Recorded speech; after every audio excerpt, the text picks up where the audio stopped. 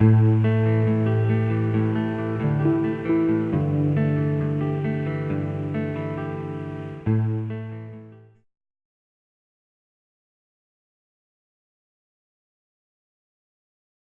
name is Cobby Eckermann. I'm a Yankunytjatjara woman from South Australia, from the desert regions, the northwest corner of South Australia.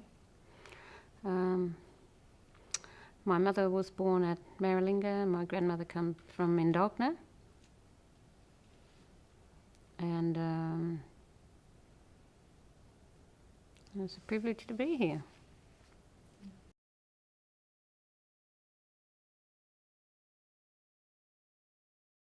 I think initially writing gave me a lot of healing. I did a creative writing course at a Bachelor Institute, which is an Aboriginal college in Alice Springs, the year I got my son back. I wasn't allowed to keep my son when he was born, so I had to wait 18 years. That was 2001. And very emotional time. So the classroom, that group of writers, and especially the lecturer, were really vital to me at making sense of a lot of emotions, a lot of new emotions, when my son returned to me. And then it grew into a family thing. We used to sit around the kitchen table, and my more traditional family used to translate the English into language, and we used to just make up fun stories as we were all getting to know each other and introducing my son into a cultural Aboriginal family. That was a lot of fun, and it was also a way of learning our language. And then the community wanted a little bit of ownership of that storytelling model. And then in 2007, then the writing about politics became important as the federal government introduced the intervention. And so that was a way for that community to have a bit of a voice, was through the poetry, and they would guide me in the subjects that they thought they were important. I could never have imagined an actual career from it because it was so grassroots, and it was fairly innocent too. It was just really about having a voice. An Aboriginal voice, traditional way, is very softly spoken and very precise in what just is. It's almost undebatable because the old traditional people are so tuned to the land and to the spirit that for them life just is. And I think that was the best thing that I learned in those early days.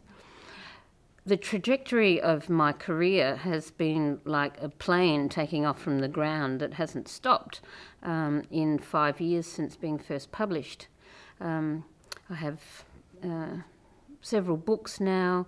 I'm being translated overseas and travelling overseas and here at Iowa City for the International Writers Program, other panels around the world. Totally the things that we could not foresee when I was sort of scribbling around in the desert. And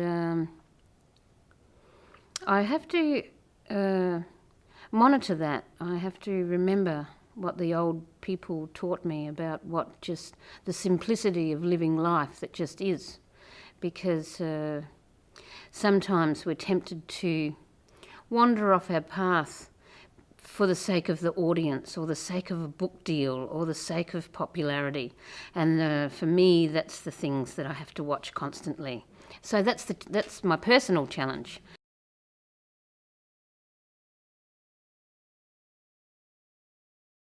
I think the desert. has always been my biggest solace. When I first ran away from my adopted family, I ran to the desert.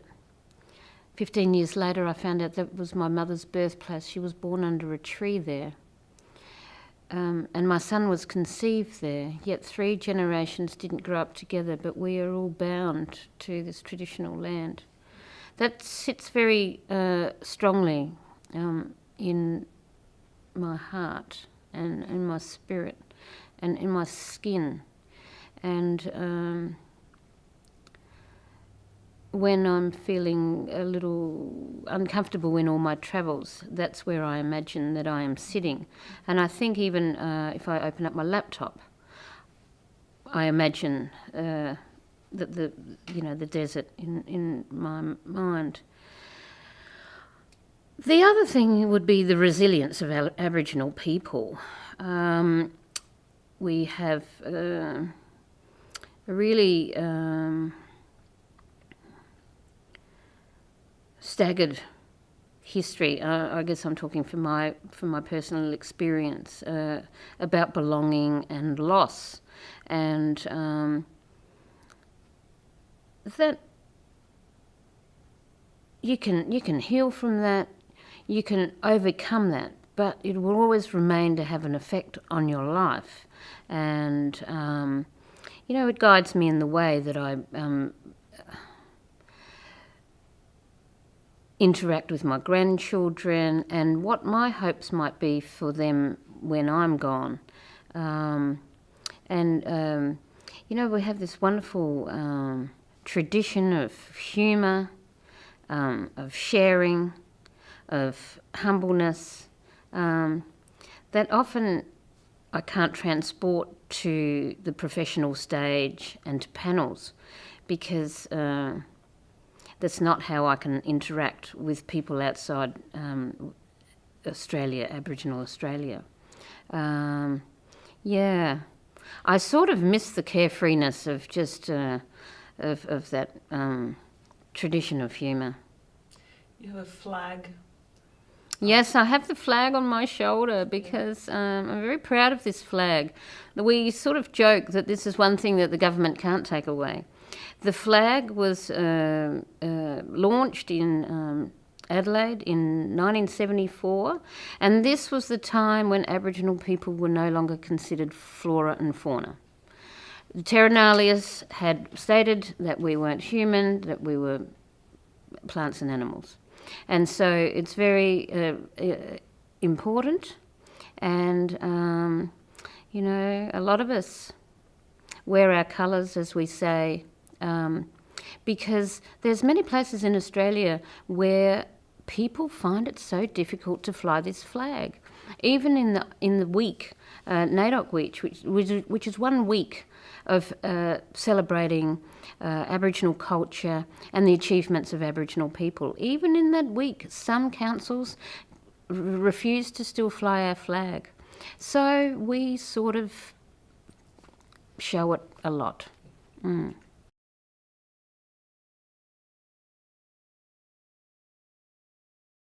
I like the style that I fell into, which is minimalist writing. I'm a chatterbox, but on the page I don't like to say too much. I like to pare it down so that it can't be argued.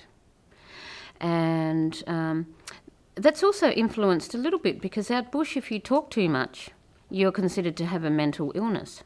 So I think if you overwrite a piece, that's a sign of your mental stability.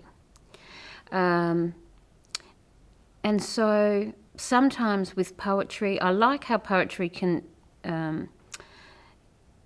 be closed. It can be entire.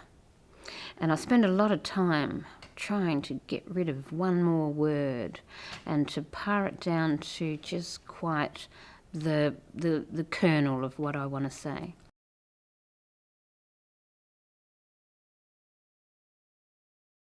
I've discovered some amazing poetry from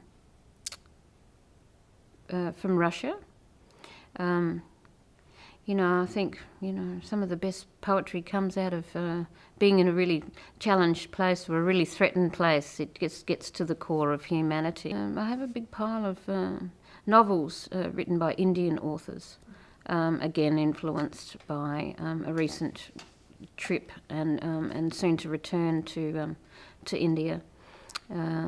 So I think my spirit really likes India. Going to India is like living inside a poem, and so when I'm home, I'm enjoying their literature as well.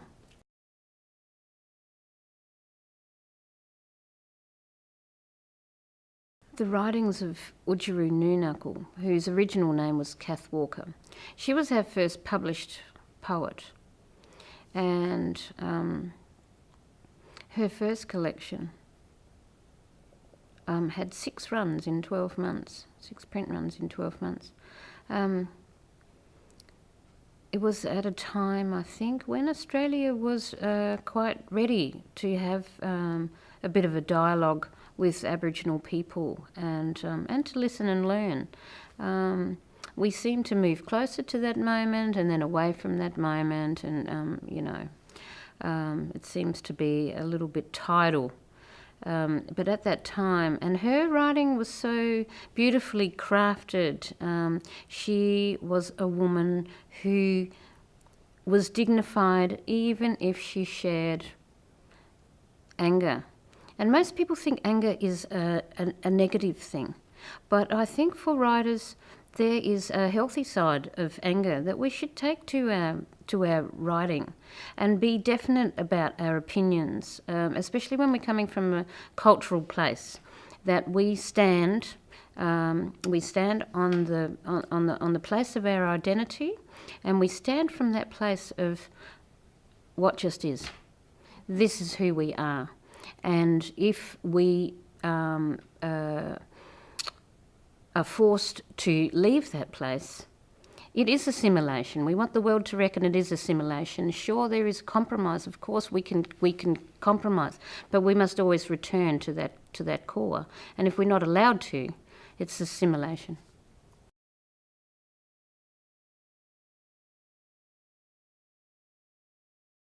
Well, definitely yes. I think in many countries, literature is not still considered the most important art form. It's definitely important. A school can't exist without literature. It can't. It's weaker without dance and without film and without music. But the basic of language is literature, and it's the most basic art form. That's how I see it. And the other art forms come from that.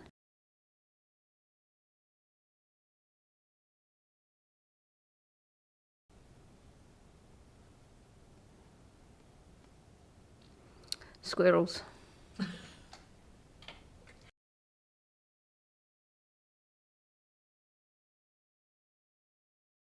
The countries and the audience that can still move past the literature and come and ask you as a friend or woman to woman, how are you?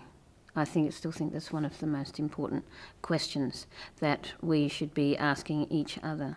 There is a big responsibility at being a writer, and once you're published, you can't take anything back.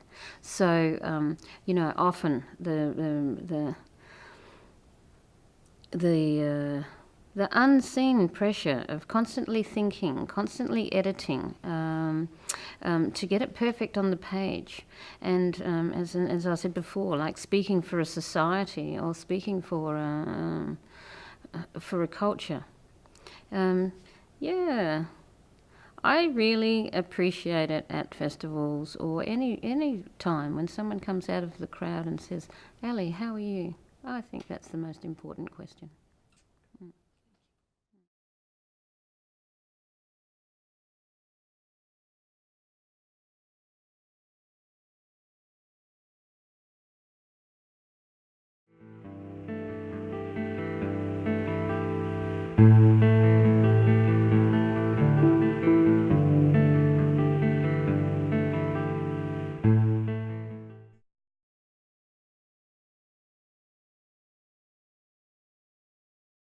My name is Cobby Eckermann. I'm a Yankunytjatjara woman from South Australia, from the desert regions, the northwest corner of South Australia. My mother was born at Maralinga. My grandmother come from Indogna. And it's a privilege to be here.